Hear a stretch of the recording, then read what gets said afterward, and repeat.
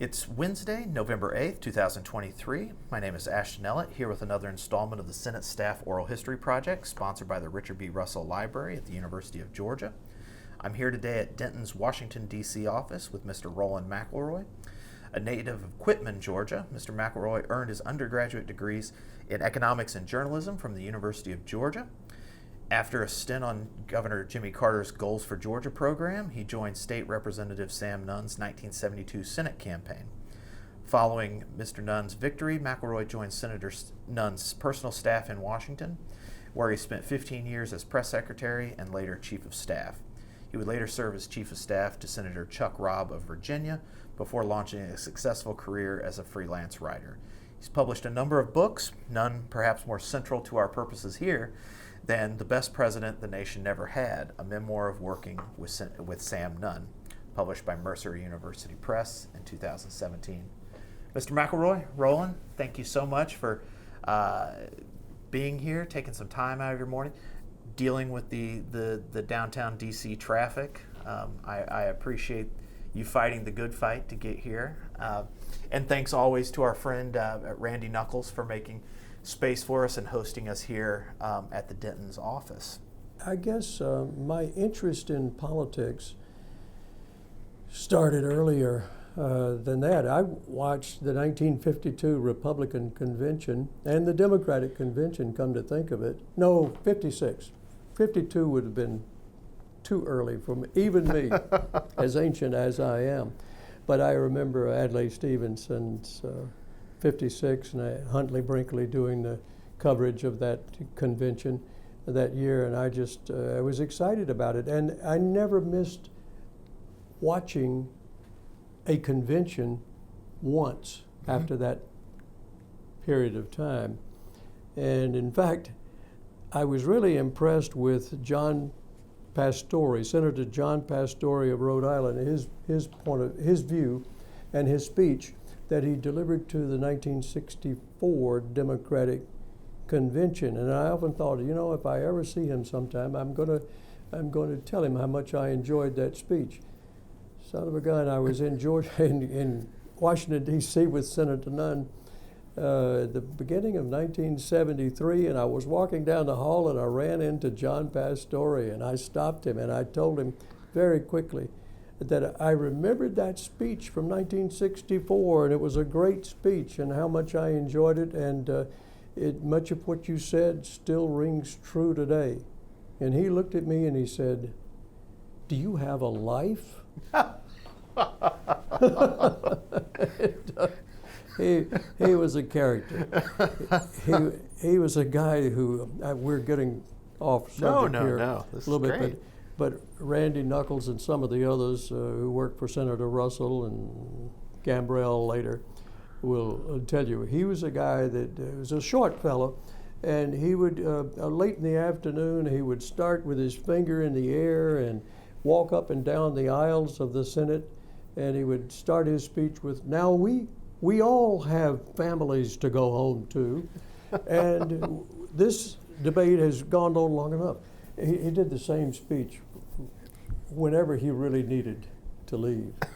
But anyway, jumping over to Sam Nunn, he and I worked very closely together on Carter's Goals for Georgia program. Okay. Mostly it was most intensely in the summer of 71.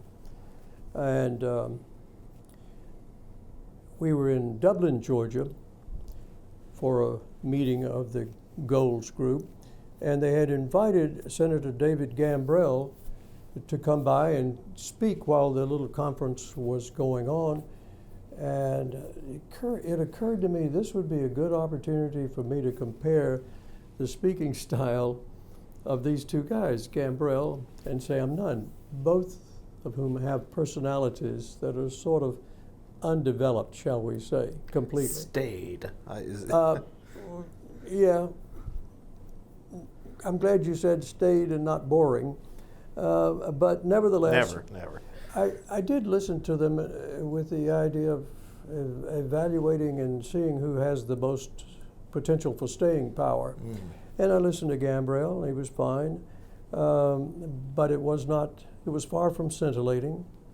And then they asked Senator Nunn to make some remarks. He was the chair of the Goals for Georgia program, and I listened to him, and he was good. He was not exciting or dynamic in any way, but he was sound. It made sense, and it was organized. And I remember afterwards, I have no idea why it occurred to me to say this, but when he came, well, he walked to the back of the room where I was standing, and he looked at me as if he was anticipating some kind of comment about the speech, what he had said, and I mean, he just looked at me like, okay, what?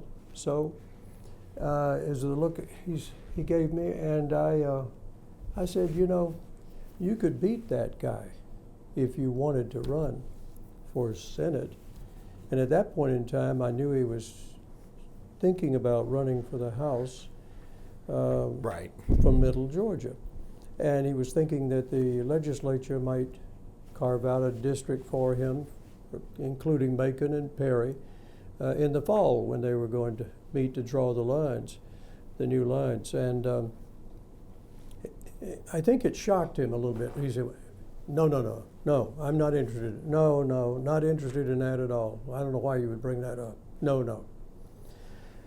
And I left later and I thought, he's thinking about it.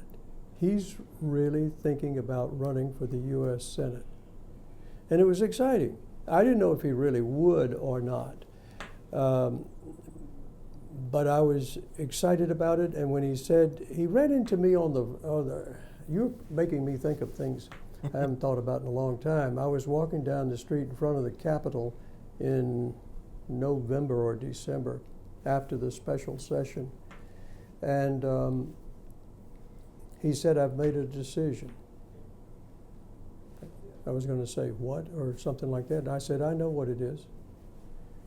He said, what? He didn't have any idea I was even thinking about it. I said, you're going to run for the U.S. Senate. Yes, that's my decision. How did you know? I knew the day we were in Dublin that you were going to do that. At least I felt you were. So anyway, we got started and went on from there. There's a lot of details in there. Well, tell me about the Sam Nunn's effort to build the campaign. There are some big names in Georgia politics who were on that campaign and helped out. Senator Nunn, even though he was not Governor Carter's hand-picked senator, and he wasn't the former governor, Ernie Vandiver. But tell me about the efforts to build that campaign and how it got rolling. We had so few supporters, common everyday people, or names of prominent people like governors and senators. We had so few of those people who were part of it that he talked to everybody, and he was willing to bring everybody in as a key supporter. I mean, what is he going to lose? He had a this came a little bit later when I became aware of it, the day he announced his race. He had a little 3x5 card file, and about 150 names, maybe 200, will be generous. And he held it up to me and he said, these are all the people I know in the state of Georgia. And I remember I was with him at his home and I could feel the blood draining from my face when he held that card file up. And I said, we've got a lot of work to do. And it was really, really slow. Why? Because no one thought he had a snowball's chance.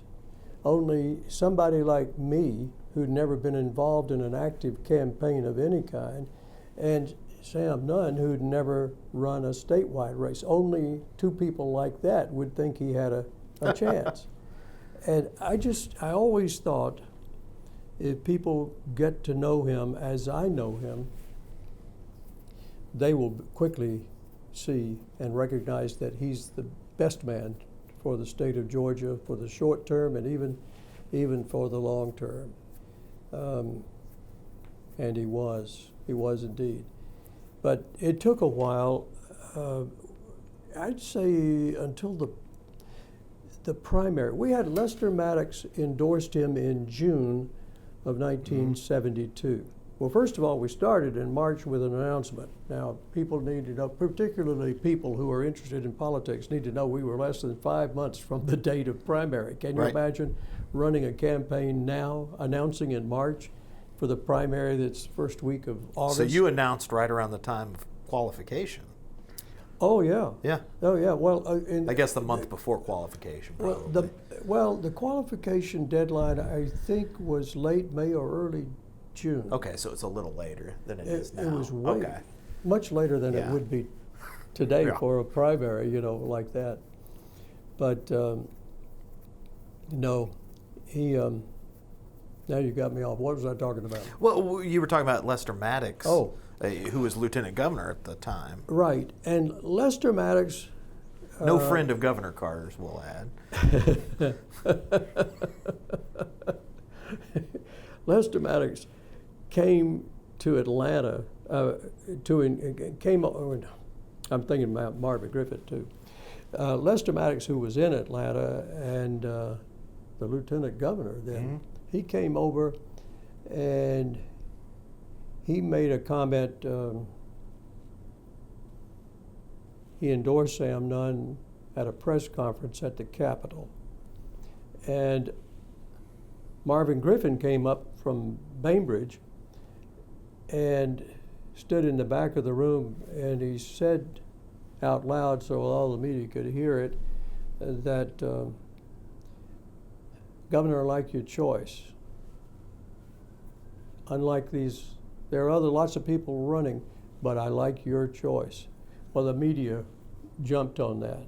Here was Lester Maddox and Marvin Griffin, two arch segregationists from a bygone era who were still ultra-conservative, and they were endorsing Sam Nunn. And even then, I think a lot of people were beginning to wonder if this guy, Sam Nunn, was a little bit too right-wing for them. But at that point in time, people didn't know much about Fletcher Thompson, so they knew they liked Richard Nixon. They knew they didn't want, the guy from North Dakota. George McGovern. Thank you. They didn't want George McGovern to be their next president, and so they were still broad enough in their contemplation of a forthcoming election that they could say, we need to elect somebody here in Georgia who can work with the president, whoever he is, and hopefully do some good things for the state. And so we were beginning from really ground zero, but building fast. Everywhere he went, I noticed that he won new supporters. And I tried to get the names of every single one of them if I could. And the 3x5 card file got a little bit larger. And then we went to Savannah just a few days after the announcement, which was March 15, and we were there on the 17th for the St. Patrick's Day Parade in 1972.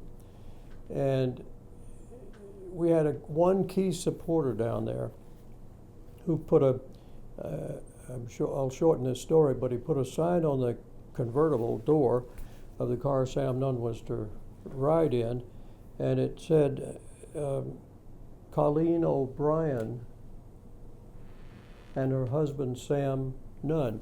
Her name, the wife's name, was large, and the Sam Nunn part, her husband Sam Nunn, was 2 inches high.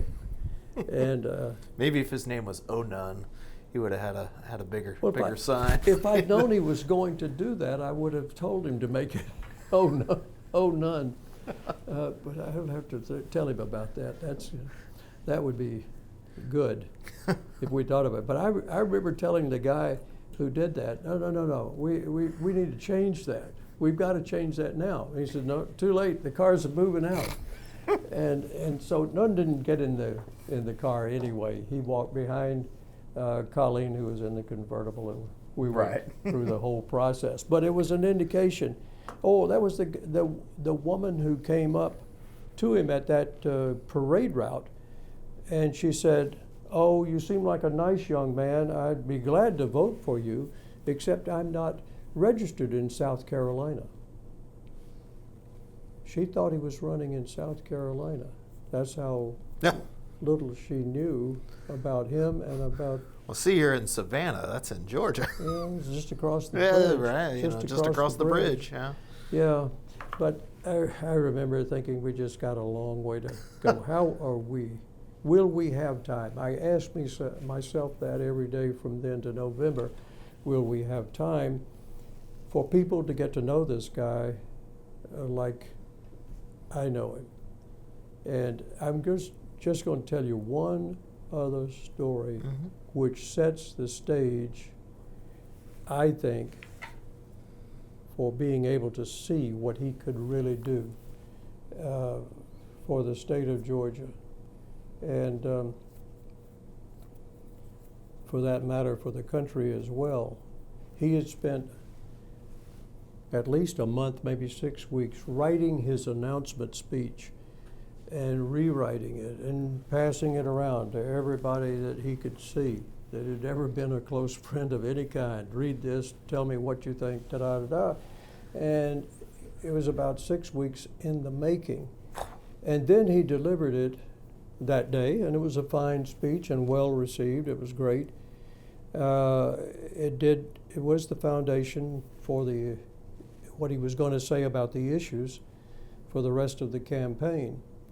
And that afternoon, he said, you know, this fellow who worked for my dad on the farm, he just died. The funeral is today, this afternoon, and I'm going to it. I remember saying, oh, wait. We have a lot of work to do here. We have not even begun to do the work that we need to do. And I know you want to go, and I think that would be a good thing to do, but we just have so much work to do. He said, no, I'm going. I'm definitely going. He meant that much to me and to my family. Mm-hmm. And I said, okay, I'll drive, you navigate. And so we took off, and we went down this long, well, first it was gravel, then it was dirt, long dirt road, and came up to this small little rectangular building with a short steeple on top. I think I remember that. And you could hear them singing in there. The service had already started. And I remember thinking, what are we doing? This is a minority service. I mean, are they going to be upset that these two white fellows have? I mean, this is the time we're talking about. Mm-hmm. It was the kind of thing that would cross your mind if you were raised in Georgia. And so he said, pull up. And I did. I pulled up, and before I could turn the motor off, he had gotten out of the car and was taking off. And I couldn't have any further conversation with him about it. So anyway, I got in there and joined him as quick as I could. And by that time, one of the ushers had seen us and came to the back. And I thought, okay, good, we need to sit down right here on the back row. And he said, we've saved a spot for you down front.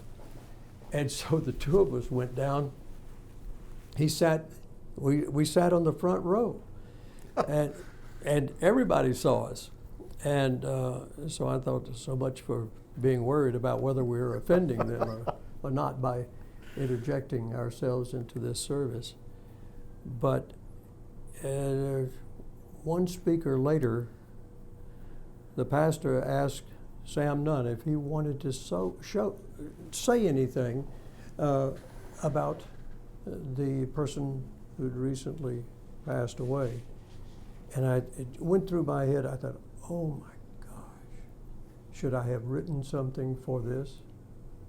Should I? There was no time to write anything then. I thought, is this the way it's going to be? He's always going to be, except speaking engagements. Enough of that.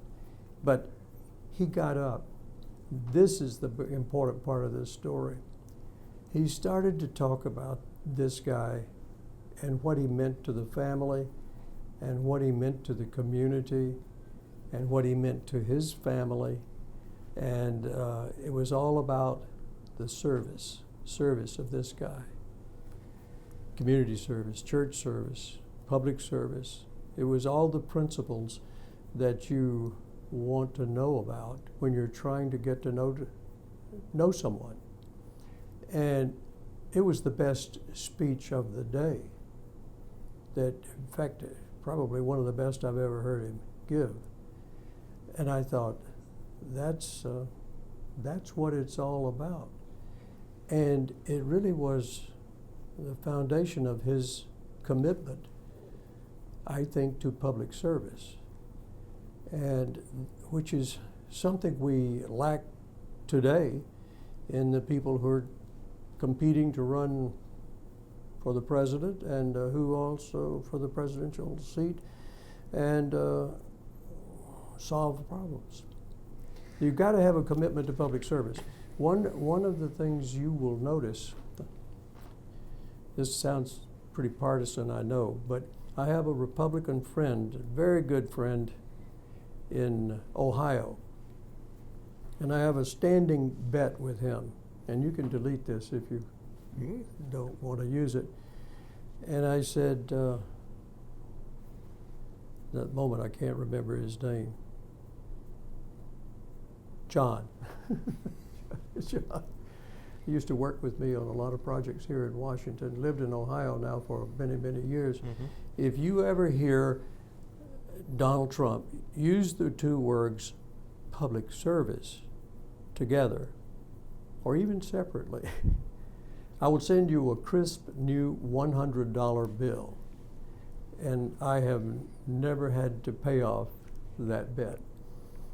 Because, so there are a lot of people who run for office.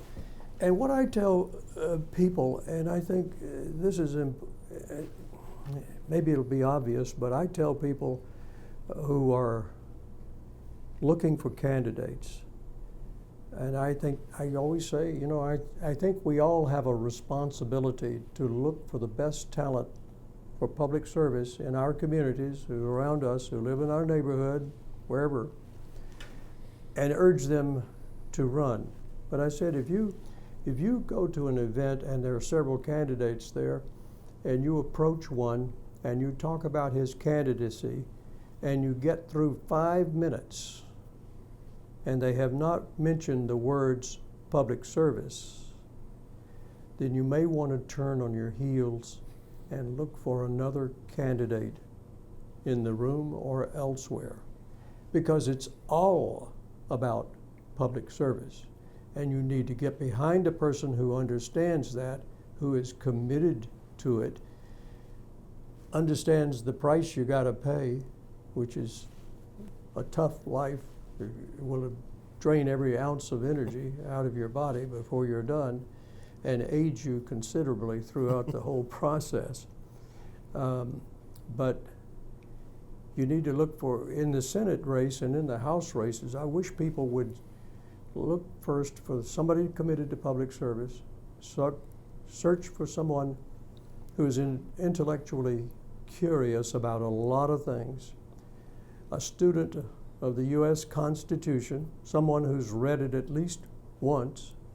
That would be helpful if it was a requirement to put down, and who understood at least some of it, who also understood the balance of powers principle and was committed to supporting that as going forward as being an essential part of our checks and balances system.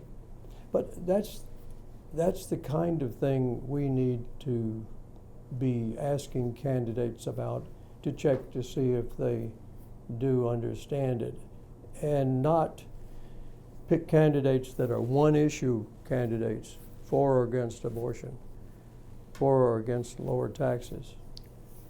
Can't figure out, building a wall or some kind of a barrier on the border.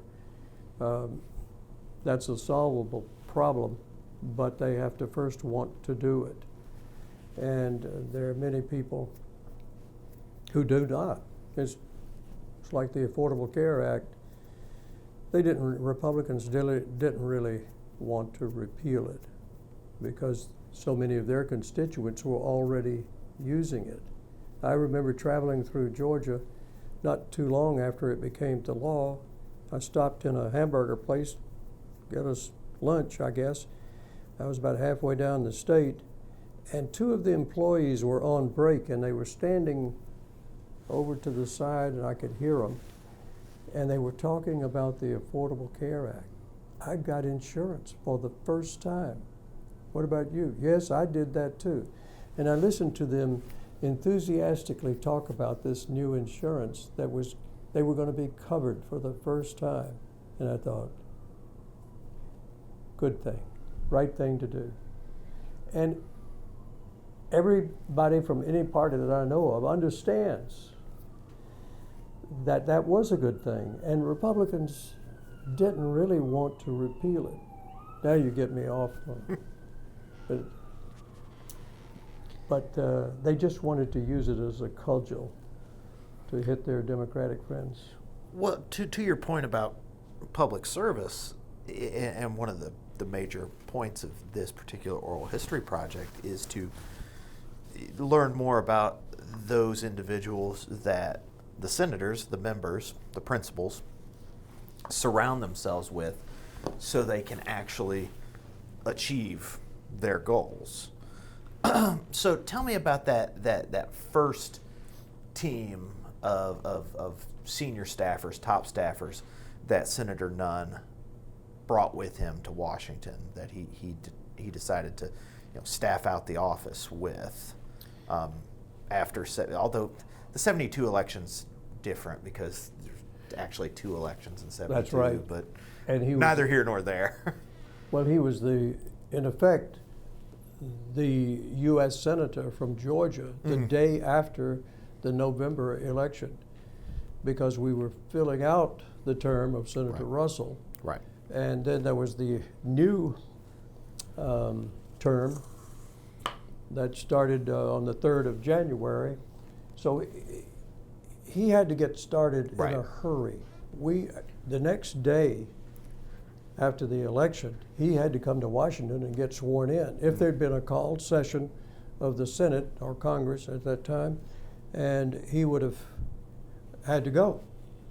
And so he came up to Washington and was sworn in, and he called several people from there. I think he'd already spoken to Richard Ray, and he called me and said, "You want to go?" And I said, "Whatever. I have a little bit of interest in politics, so let's do it." And Joel Feldman, that was a few weeks later, but we didn't really have key people that we wanted to bring up for these slots. And a lot of them weren't available. Avon Bice, an attorney from Perry, came up to be all agreed, a temporary legislative director. And he came up and did that. Richard Ray became the AA at that time, the chief of staff today, administrative assistant. And we used several people from Senator Gambrell's staff because they already knew the ropes, how Washington works and where to go to sign up for this and get that done. And I'm trying to think of the other people that he brought up. But so many of our people didn't want to come. Bill Pope from Atlanta, he didn't want to come. He didn't want to be part of that Washington scene. And I think that was true of some other people as well. Connell Stafford, who was a school teacher in Macon when we found him, and he was our youth coordinator. And he came up to be a general political advisor and troubleshooter of all kinds. But it was a small group. We came up there, and we had, by the time a month went by, we had 17 people on staff, because we already had, I remember we came up there, we had 300 or 500 letters waiting from constituents for us to respond to. Richard Russell had a rule that every constituent letter had to be responded to on the day it arrived. And Sam Nunn wanted to do the same thing, but it was impossible, and that number kept going up. And finally, years later, I asked what was the number, and they said, well, we get about 3,000 letters a week now. And people are astounded that. The average voter from Georgia does not know the load, have any idea about the load of work that there is to do. And I told somebody after we'd been there a few months that we now had 17 employees, and this guy from Georgia was shocked. Why so many? You don't need that many. Couldn't possibly be. And I find the same people today who look at our Senate staff. We had 42 by the time I left 15 years later, and not counting committee staff and others like that. And they are astounded at how many employees you have and how much is allocated to pay all staff expenses and all office expenses. And they can't believe that we can't cut government spending somewhere. The things that they think about are not things that they would cut if they were hired and on the inside. Social Security, Medicare, Medicaid, interest on the national debt, whatever it is, defense. Those are the things that a lot of people hold dear and don't want to cut or trim at all. But they are where the big money is. You could take, and I challenge someone to do this, all the agencies of government, Treasury, state, all of them, education, energy, add them all up. You wouldn't make a dent in the federal budget. But the first categories that I mentioned, Medicare, Medicaid, interest on the debt, Social Security, defense, that's where the big money is. And when you get familiar with that and look at what they do for you, you realize you can't cut those. You need tax money. Nobody who's watching this is going to agree with me. You need tax money to come in, and a lot of it. And you need good people committed to public service to make decisions on how it is spent and where. It's all dull business, very dull and boring. People have more exciting lives when they work in a hardware store, selling wrenches. And, but that's a subject for another thesis, actually. Well, I was thinking, before we move on to the next topic, what I was thinking about is you were talking about staff sizes, and the population grows geometrically.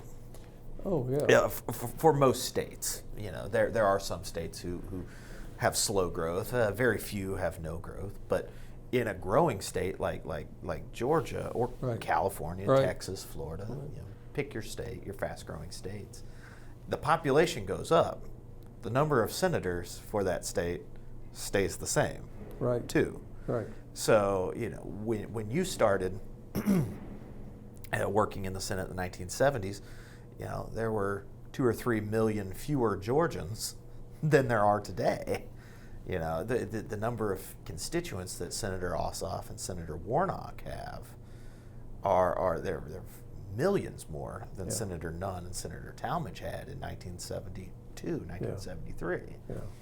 So that's just something to think about and ponder on. But Well, yeah, I remember California, of course, had 2 senators, but they had a staff of 50 when we got here, somewhere in that range. And people go, oh no, what are they doing? And it's, they're serving their people. That's what they're doing. And people often say to me, when they're thinking about everything in general up here in Washington, they say, why can't we go back to the days of our founding fathers? Why can't we have a small government like that and be happy with it? And we have because I tell them, we are a country of 336 million people, and it takes a lot of people to run a government that is that large. The states cannot do it, so don't tell me to give some of the jobs back to the states, because they can't do it. And they weren't supposed to do it. The government is the one that collects the taxes and spends them. So don't talk about going back to a time when we were 4 million strong. That's the beginning. And if you go back to the beginning, if you really want to do that, then I urge you to read up on Ben Franklin, my favorite of all the guys. And there were a lot of good guys that were among the founding fathers. But he believed in cooperating with other members of the government. But most importantly, he believed in a compromise. He thought our system, as great as it was, depended on our ability to compromise with one another to lead it forward. That approach is more important today than it ever was. People who come to Washington should not be told to walk the straight and narrow path as I tell you to walk, and stick with this and be opposed to this and be for that. They're supposed to come here and read and study and learn and think about the issues, and then do what's in the best interest of the country. You won't always agree with them, and most of them would acknowledge that. But their job is not to walk your line, but to walk a line that is in the best interest of the people. We need to get back to that. Well, going back to your time in the Senate, what was your job and the way that you served your member in Senator Nunn? What was your first job in the office? My first job, hey Randy, my first job was several. I was the press secretary, but I was also responsible for scheduling. I knew more about the layout of Georgia politics by the time we got to Washington than I think anybody else that we hired initially. So I was responsible for scheduling him to make it count politically throughout the state. Georgia is still what it was then, the largest state geographically in the United States. Well, east of the Mississippi. East of the Mississippi River. I don't want Alaskans and Texans coming after you. No, I don't want that either. But that was one job. The other was press secretary, which was write all the press releases and also do a few speeches from time to time. But we had that pretty much spread out in the office. The legislative director did his share. We had subject specialists, somebody in energy, somebody in education after a while, and they would help the poor old press secretary with the speeches. We had a military guy eventually, advisor, who was very good. He knew his history. He knew every battle in World War II, where everybody was standing when it took place. Was this Arnold or? No, this was preceding Arnold. This was Jeff Record. And he eventually went to Georgia Tech and taught military history over there. Okay. And then Arnold. Arnold came as an intern What? Yeah, for the press section. And he was there 3 months, and I remember telling Senator Nunn, he said, well, what do you think? And I said, we need to hire him. His internship was about over, and he's going to go. But he was the first and maybe the only one who served as an intern that I told Senator Nunn, we need to hire this guy. I asked him to do a paper on the balance of powers. And Senator Nunn was going to Harvard to participate in a forum of some sort. And he wrote this piece. He went to the Library of Congress, did the research, and in a day or two came back. The whole thing was done. It was great. Senator Nunn read it and used it. Then he agreed with me. We got to put that guy to work. Arnold was a can-do guy. There was nothing you would give him. Everything was a challenge, even if he didn't know anything about it, but he could do it. You need to talk to him about this. I did. I interviewed General Panaro last December over at his office in McLean. Yeah. Well, you know that he has a lot of energy. I had to turn down this dial on the volume. Right. We commuted to work together every day for 8 years. I know. That's why I've lost so much hair as it is, and the rest of it has changed color. But I would get to the office every day. We would drive from McLean to Washington, D.C., 17 miles, and by the time we got to the office, I was exhausted. I was absolutely exhausted from listening to him and trying to interact with him about the issues that we were working on. And we would talk about what we had on our schedules that day, what we had to do. And as I told this Senator Nunn, he laughed, because that's the way Arnold is. He's got enough energy for 5 people, maybe more, but he really was dedicated to getting things done.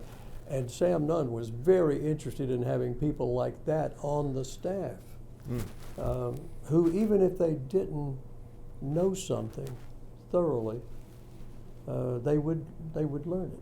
Randy Knuckles was one of them. And I mean, every one of these stories makes me think about another one, Randy.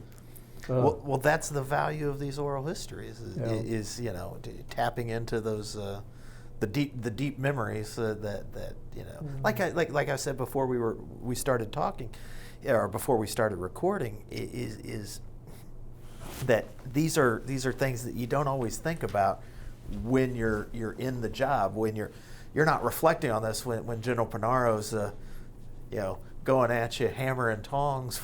You're just trying to get through the commute, but that's what's really interesting.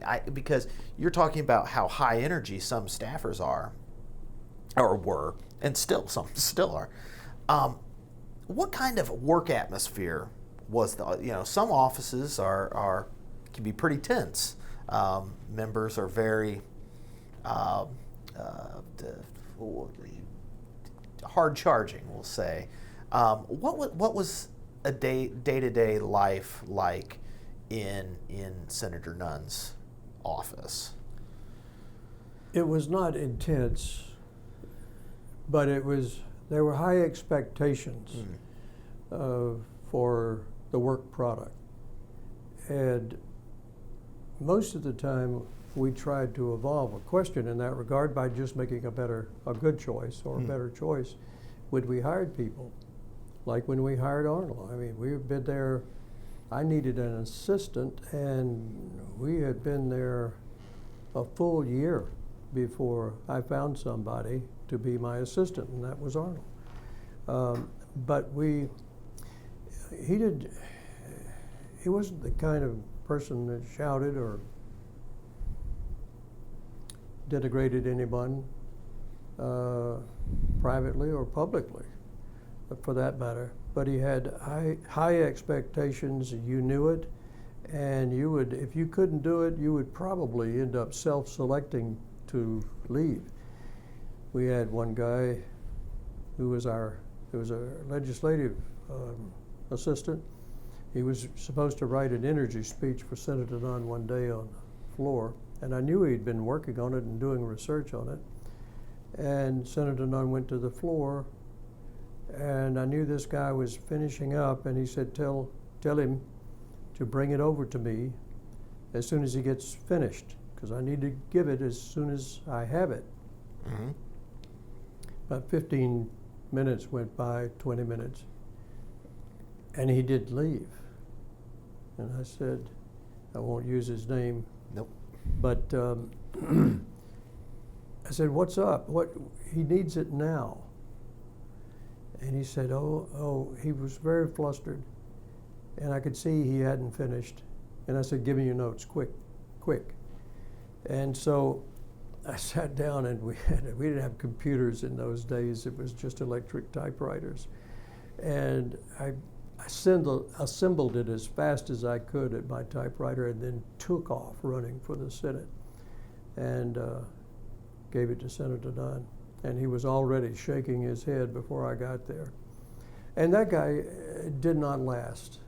Right. But I mean, we didn't have to let him go. We didn't. I guess it was coming. But he did self-select to leave. And that's what most people do. There are always high expectations. I don't think you have enough options for staff to let any deadwood stay very long. Is that enough? Yeah. What was the working relationship with Senator Talmadge's staff, and then later on, obviously, Senator Mattingly's staff? What were those relationships like? Well, let's see. Trying to think, when was Mattingly elected? No, it was 1980. Yeah, 1980. I remember that. Talmadge went to bed the night before thinking he had won, and Cobb County's votes right came through. That's exactly right. And he had a good relationship, I think, with Mattingly as well as Talmadge. He and Talmadge really did get along very well. And Talmadge knew a lot about the tax code. We used to say he and Wilbur Bills knew more about the tax code than any other two members of Congress. Because Senate Finance is the counterpart to Ways and Means. Ways and Means, yeah. And Talmadge really did know it. But he always had a good sense of humor. Arnold won't tell you this, but I will. After he got married, he and his wife Jan were having their first child. Turned out to be a boy, and Arnold was very excited. Talmadge's office was across the hall from us, and so he had cigars. He went down to the little vending machines or in the basement and got about 6 or 7 cigars, cheap cigars. And he went over to Talmadge's office and kind of burst in the office and said, "Senator Talmadge, it's a boy, it's a boy."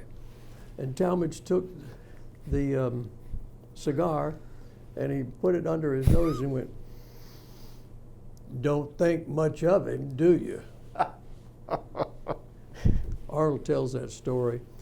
And so I'm not totally out of Senator school. Talmadge was a man of discerning taste when it came to... Oh, yeah, he wanted Cuban cigars. I mean, my gosh. He wanted those good ones to chew on, the ones you could chew all day long. But Talmadge is... The other story that Senator Nunn tells is that when we got there, we had a lot of mail to answer, and so we all were looking through it. Senator Nunn did in those first weeks, maybe the early months. He wanted to see every piece of mail and look at it, and certainly every response. But there was a lot of what they called the nutcase mail. And it wasn't always people who were nuts, of course, but there was a lot of advice, unsolicited advice that came in that didn't make a whole lot of sense. And so he said to Talmadge, what do you do about your nutcase file? Do you answer all of that mail that really just doesn't make much sense at all? And he said, Sam, if you don't answer your nutcase file, you won't get it reelected, period. None always smiled and laughed on that, I hope. Well, I mean, Senator Talmadge's papers are at the Russell Library. And on, my colleagues who are involved in instruction, they use lots of the constituent mail. The constituent mail's great because any undergrad can write a paper on what did Georgians think about X, Y, and Z, Vietnam War, Watergate, Panama Canal Treaty. And to your point, senators get these letters that, sometimes rambling, don't have a point, handwritten on the back of a diner menu or something like that. And you can always, you can tell, the response is always, thank you for, Mr. and Mrs. So on. Thank you for your letter about topic. I appreciate the benefit of your views. If I can ever be of service to you or you or your family, don't hesitate to call on me, Senator Herman Talmadge. That was the letter that went out to, Everybody got a response, but maybe it wasn't always what they were looking for. Oh, I can guarantee that. A lot of these, Washington is full of those kind of people who are very generous with their unsolicited advice on everything. Often the way they would come in and say, I need an appointment with the Defense Department or with the CIA to tell them what I know, what I'm hearing. I can't tell you about it, but I need to have it. And so they're walking up and down the streets of Washington in the early 70s, and they are still here in Washington, walking up and down the streets today. Oh, yes. So you can go down to the mall and see folks that you saw when... No, a new generation of nuts. Oh, okay. I thought we were talking about the same. No. The exact same. I mean, I had a guy come into my office and he wanted to talk with me and about something very, very serious, but he couldn't say it. And finally I said, no, you gotta spit it out. You tell me. He said, you gotta turn off the TV over there because they're talking to me, and the TV was not on. It was off. And so, make a long story short, I had to call the Capitol Police, and they came in and got him and took him to a facility where he could be evaluated. But unfortunately, we had a lot of people like that. A lot of people like that. And fortunately, it's difficult for them to get into the building anymore. Ted Kennedy was attacked by a guy with a long knife before they had metal detectors, and his office was on the main level of the Dirksen building. And of course, they moved him up to the third floor and in the back corner after that so that he could be somewhat protected from these people who come in intending to do that kind of senator harm. And it's really unfortunate, but they're still here. There's a guy this last week, the guy from Georgia who was a felon, who was arrested, I think it was just earlier this week, Monday or Tuesday, carrying some sort of automatic weapon. He was walking the sidewalk between the Russell Building and Union Station when a passerby noticed that this guy had some kind of a weapon in his hand. And that person called the Capitol Police, and he was arrested and gone. I remember watching it on the news and turning to my wife and saying, there you are. They're always there. And what we try to do is keep them from getting hired by a Republican administration. I'm sorry, that was unfair. Delete that part, okay? Noted. I got to keep up with the time.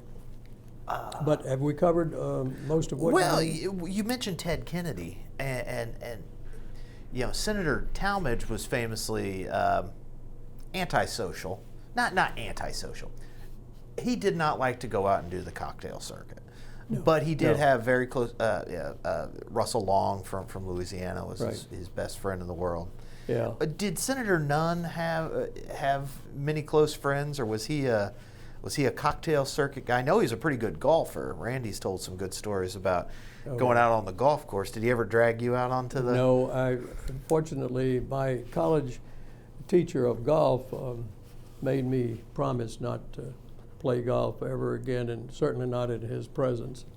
And but Nunn was a good golfer. He was, as they say, a scratched golfer. Yeah. No handicap. Yeah, but I remember. I think I told this story in the book about him when he came up here. The golfer, the pro golfer out at the Congressional Country Club, called. Senator Nunn was busy on the floor of the Senate, and the pro wanted to know what his handicap was. And we were all very busy, a lot going on right then, and I said, I think it's 3 or 5 or something like that. And which was closer to the truth than what Nunn wanted. He was very honest about everything. But golf has different rules. And when I told him, I got to finish to tell the story properly, because he came back from the floor and he said, "Did I get any calls while I was gone?" And I said, "Yeah, you got a call from so-and-so," and I ticked off 2 or 3 names of people that were important enough for him to get back right away. And I said, "And you also got a call from the president, and he wants you to call him back as soon as you can." And he said, "Well, get him on the phone." And I said, "Who? Which one? President Nixon or the golf pro at Congressional?" The golf pro, of course. You can't tell him my handicap is 3, it's 8, or maybe 9. Well, and I remember rolling my eyes at that. But anyway, that was the only time I think that he ever fudged the truth with me, was when we were talking about his golf game. Anyway, they were very good friends, but his friends in the Senate, first of all, John Stennis was the first person I think he was really close to. And then it just slipped my mind, the guy from Florida. Lawton Childs. Lawton Childs was his best friend in the Senate. They got along, saw everything pretty much the same, and they shared the same commitment to public service. He was a great guy. Florida has never done better than Lawton Childs, I assure you. Great guy. And Nunn was very close with Senator Childs. And David Boren of Oklahoma. Yeah, right. He had a lot of other friends. And the guy from Arizona, Dennis DiConcini, he had even Chuck Robb, and trying to think of some others, and there were many others. So Chuck Robb hired you, even knowing your history with Senator Nunn. Tell me about that, because that was, help me with the timing of your transition from the Nunn office to the Robb office. That would have been 87, 88? 88 or 89. Well, I guess 88, Robb would have been running for election, because he Yeah. ran for re-election against Ollie North in 94. So. Well, that's all part of my going over there. I went downtown and accepted a job with the trade association, whose name I won't mention right here, but it was never my cup of tea. I later did a short stint with another trade association, which convinced me utterly that I was not meant to be a lobbyist. They only want somebody to tell their part of the story. Most trade associations want that. And lobbyists used to come into the office. I'm going to get back to the Chuck Robb in a minute. Sure. They wanted to see Senator Nunn. I said, well, I would often say, before you go in there, you need to know that he will ask you about the other side. He probably already knows what you're going to say about your side of an issue, but he will ask you about the other side, so you've got to be. This is what is the hallmark of Senator Nunn, too. When issues came up on the floor of the Senate, his colleagues knew the man to go to if they had any questions, particularly on defense and national security, was Sam Nunn, because he would know both sides, all the intricacies of an issue. He would know. He'd have them cold, and they could rely on him. I can remember seeing him going into the Senate one day on one issue that came up, and there were about 16 senators waiting for him to show up and tell them how he was going to vote. And then they all voted with him. And that's influence. Right. That's power. And the people often of the state of Georgia, I think, often didn't really understand how wide his reach was at that time. But I went over to Chuck Robb's office in the September of '91. Okay. Because he was about to be indicted, or the threat was an indictment down at Virginia Beach for extracurricular activities that he might have been involved with, and some of it involved a illegal wiretap that somebody on his staff conducted on Governor Wilder. It was crazy. Why they were doing that, I don't know. But Chuck Robb wasn't involved in that. And I came on to handle the media and to give him some advice on what to say and how to say it and when. It was really hard to communicate with him sometimes, and I don't think I got through as quickly as I used to with Sam Nunn. But I thought he was getting a bum rap in the media, and I think he really was to this day. But I was hoping that I could help him smooth over a few rough bumps and get him through it. The lawyers did all the heavy work, and they did, I can't remember the names right now, but they did a good job, and the grand jury came back with a no bill. Mm-hmm. And Chuck Robb had testified. Everybody advised him, don't testify to the grand jury because you're likely to make it worse. And he said I think he thought it was his only chance to escape an indictment, and that most lawyers never encourage their clients to make those kind of testimonial events possible. But anyway, I stayed with them from '91 to '93, and by the end of '93, I think I knew that he was coming up, and I thought he was doing well. That whole issue had gone away, and his support was building, and you could see that in the polls around the state. So I left at that time.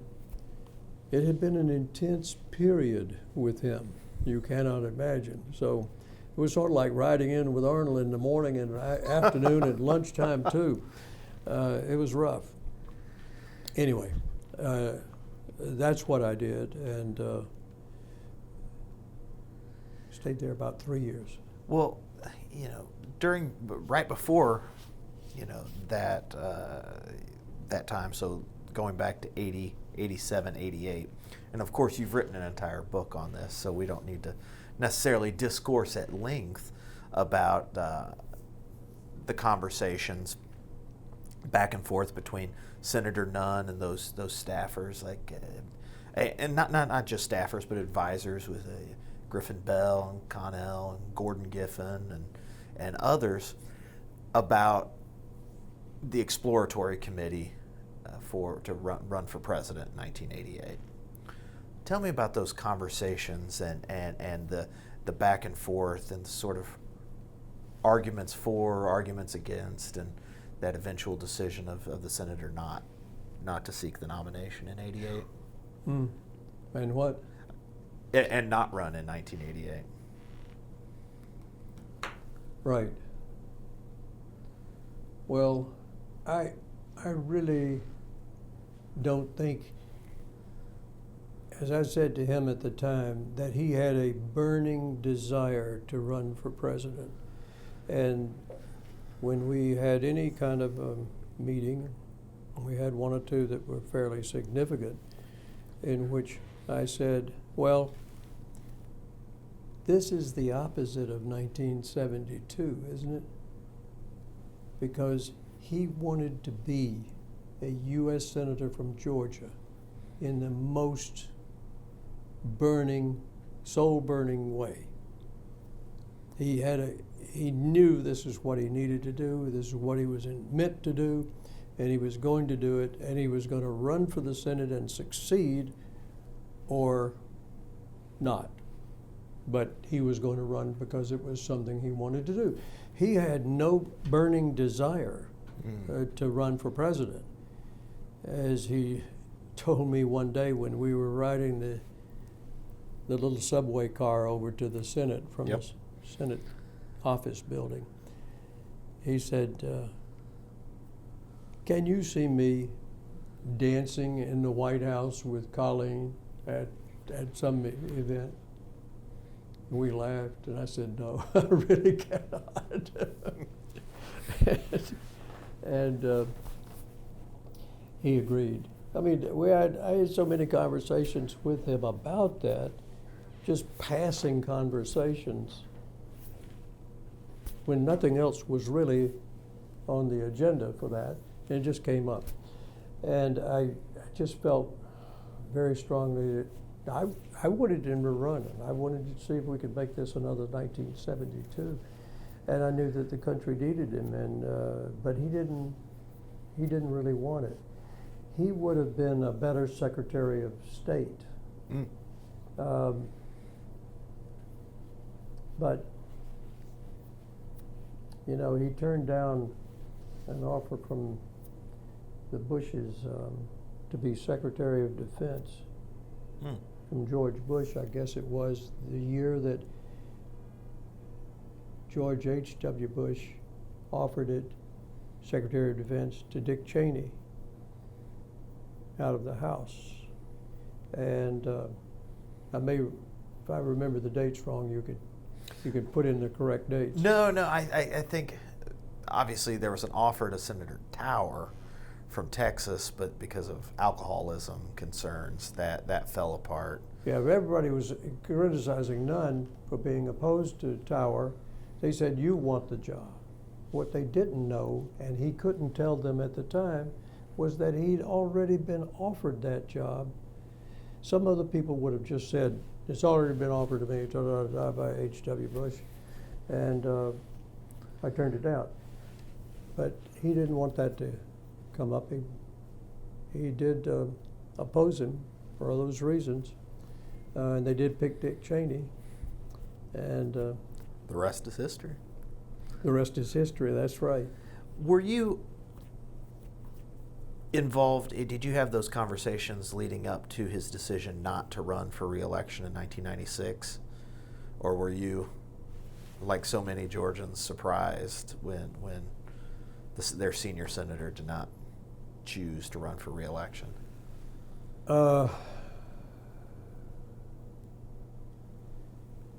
No, I was not surprised.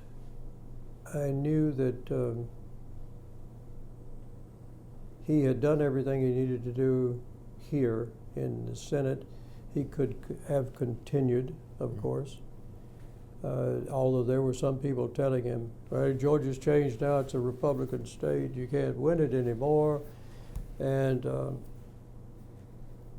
But I don't think that was true. I think he could have won re-election if he had wanted to. But he did have his eye on some other things. I think he really felt if he left the Senate that he could do something about the proliferation of nuclear weapons. Which, of course, he's done to did. great success and acclaim. People have no idea. Ukraine had how many thousands of nuclear weapons were stored in Ukraine in 2014 when the Russians annexed Crimea. And the world could be very different today if it hadn't been for Sam Nunn. And what was the other guy, the old senator from Dick Illinois? Lugar? What? Dick Lugar?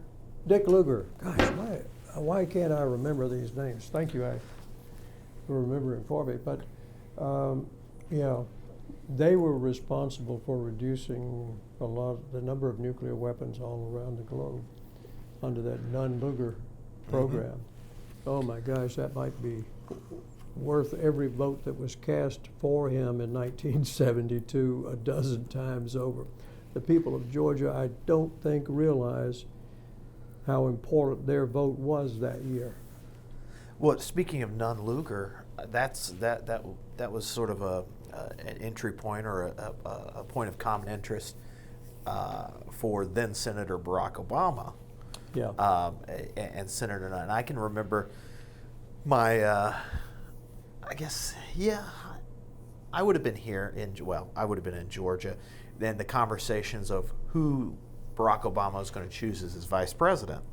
And Sam Nunn's name kept popping up into the conversation. And of course, I was a new Georgia resident, so I did and I thought that was odd that this name kept popping up. And of course, obviously, we know that President Biden was who then Senator Obama selected. But did you ever think that talk was serious about Sam Nunn being tapped for the vice presidency? Yes, I think just as the suggestion that he should run for president was strong every year from some quarter since his first re-election. I mean, it never failed to show up. But in that year, 2008, there was an awful lot of talk about him running. In fact, that's really why a group of senators and a few congressmen, there were 18 people selected to go out to Oklahoma, have a little forum type meeting and decide who was going to run. And in 2008, we went out there. I went out with Senator Nunn, and we joined those people at Boren's house and had a meeting about that. And Mike Bloomberg was there.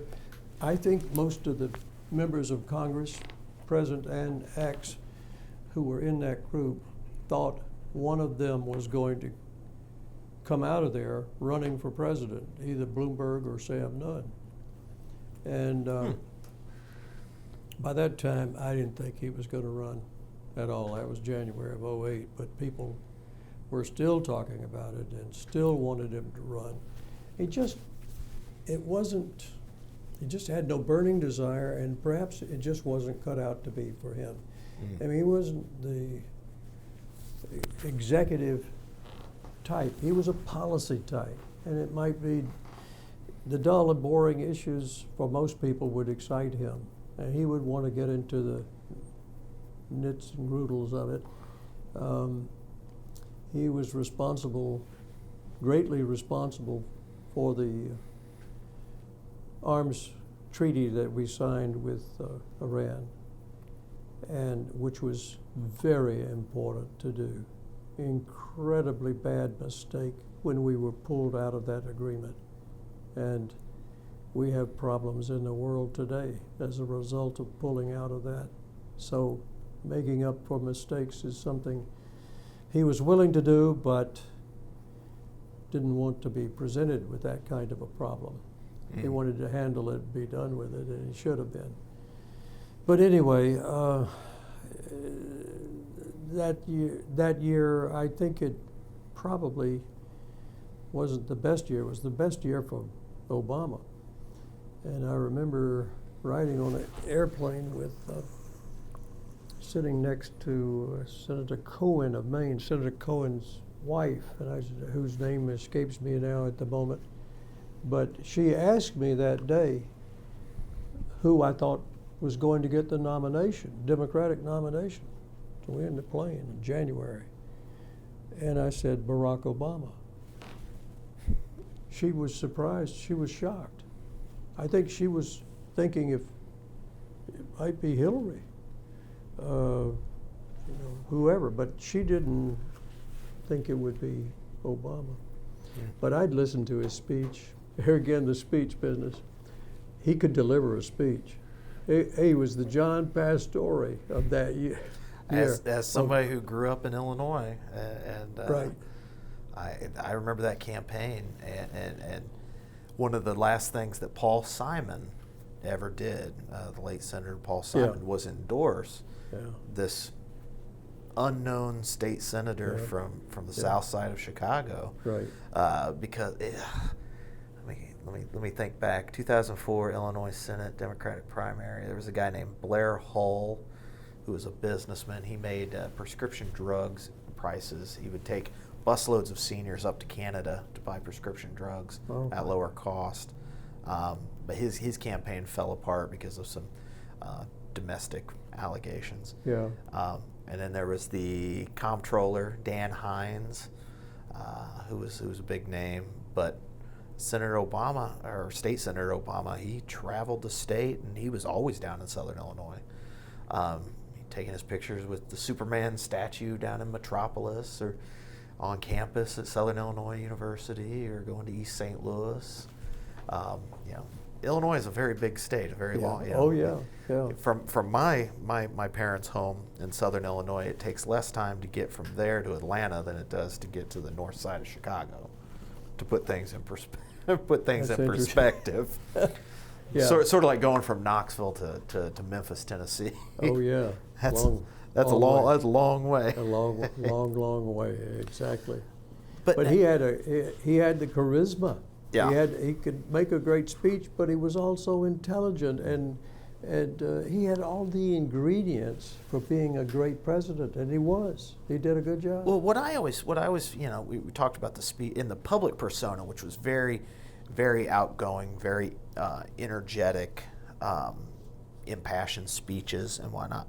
But when you read and you learn, the more you learn about sort of his governing style. This is President Obama's governing style. The term that's always thrown around is cerebral. It was very professorial, very in the weed, which seems to mesh well with what you're saying about the Sam Nunn that you worked with, of somebody who, yes, he could go and campaign and was very successful on the campaign trail. Nobody really mounted a serious challenge to Sam Nunn. That's right. After Fletcher Thompson in '72, right. And even then he beat Fletcher Thompson by 8 points. I think 7 or 8. It wasn't. It was 54 to 46. So 8 points. So or no, even more. Yeah. Yeah, and today that would 8. Yeah. That would. That's a landslide. Well, we thought it was a landslide, but today it would be closer than we would want. Right. But it's he could campaign, but he was more interested in the tax code or treaty language or those sort of things that don't necessarily convince people to wake up in the morning and go to work. He was a quintessential legislator and not the quintessential executive. Right. That's why governors make pretty good presidents. They have the potential to be good presidents, and not members of the legislature. Legislators many times are people who were formerly governors, now legislators for a short period of time, but then they go back to wanting to be an executive. And I think he was always meant to be a legislator. You know, as you reflect on your career, what advice would you give young people, and these are young people, young men, women, otherwise, who join the staffs of representatives and senators? What advice would you give those young people, maybe at UGA, who were, you know, in your place many years ago? Reach for a command of the English language. If I were looking at a potential new staffer now, the first thing I would ask is, what was your major? And if they say English, I would say, sit down and let's talk. Can you write? What do you write? What do you read? All of those things. I'd find out how well schooled they are in the world. What do you know about the world? Because you're going to need to know a little bit of everything here. And by the way, you will write every single day. You will have something to write. It may be a letter, it may be a speech, it may be a position paper, maybe a memo. It could be any number of things. What is your command of the English language? Well, I've majored in political science. I would say, well, I'm sorry that you did that, because not really. But the truth is, it doesn't make you a well-rounded person. Political science is great, but I would rather have majored in history than political science. You can learn political science, but it means you got to get in the trenches in order to do it. But you can't learn command of the English language that way. Well, I think spending the hour or so plus with you, that kid from Quitman, Georgia, you know, you did pretty well mastering the English language. So. He escaped just in time. Roland, thank you so much for your time, your insights. On behalf of the Russell Library, we really do appreciate your time. Thank you so much, sir. I've enjoyed working with them many times. Thank you.